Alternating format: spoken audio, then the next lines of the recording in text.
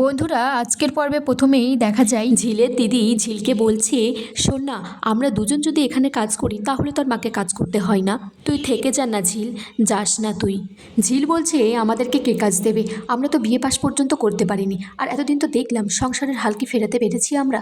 ঝিল তখন তার মাকে বলছে, তুমি আমাকে যখন খুশি তখন ফোন করো, আর বড় মামু তো আমাকে কোনো খারাপ জায়গায় পাঠাবে না বলো। এদিকে ঝিল বলছে, এবার সত্যিই আমার দেরি হয়ে যাচ্ছে মা, আমাকে বেরোতে হবে। স্বাক্ষরও গায়ে হলুদ শুরু হয়ে গেছে। তখন স্বাক্ষর কাকা নিয়ে এসেছে একটা ঢাক, বলছে তোর বিয়ে বলে কথা, আমরা ঢাক বাজাতে বাজাতে তোকে ছাদনাতলায় পৌঁছে দেবো। দুঃখ একটাই, বিয়েটা আমাদের বাড়ি থেকে হচ্ছে তো, তাই আমি বরযাত্রী যেতে পারলাম না।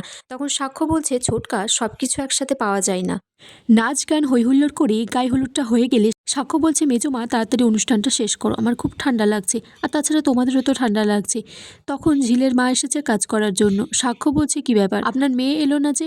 কেন, ওর কি আমার বিয়ে দেখে কষ্ট হবে? ঝিলের মা তখন বলছে, আমার মেয়ে সব কিছু ছেড়ে ব্যাঙ্গালোর চলে গেছে। সাক্ষ্য বলছে, কেন, ওর বয়ফ্রেন্ড আছে তো? তখন ঝিলের মা বলছে, শোনো, আমার মেয়ের সম্পর্কে এরকম উল্টোপাল্টা কথা বলবে না। ওর বয়ফ্রেন্ড থাকলে আমি তো মা, আমি জানতে পারতাম। আর ও খুব চাপা স্বভাবের, নিজের কষ্টটা নিজের মধ্যে রেখে দেয়, ওর অপমান বোধ আছে। তাছাড়া আমার মেয়ের এইসব করার সময় নেই, ও সংসারের আয় করার জন্যই পড়ে থাকতো। ও গান বাজনা এইসব নিয়ে সারাদিন পড়ে থাকতো, সংসারটা কিভাবে চালাবে ও সেই সব ভাবতো।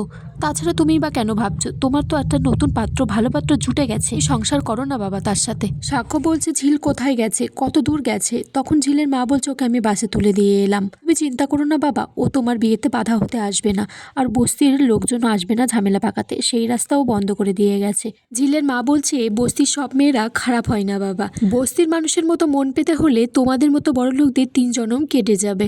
সাক্ষ্য সবটা শোনার পর তাড়াহুড়ো করে বেরিয়ে পড়ে ঝিলের কাছে যাওয়ার জন্য। আর এখানেই আজকের পর্ব শেষ হয়ে যায় বন্ধুরা।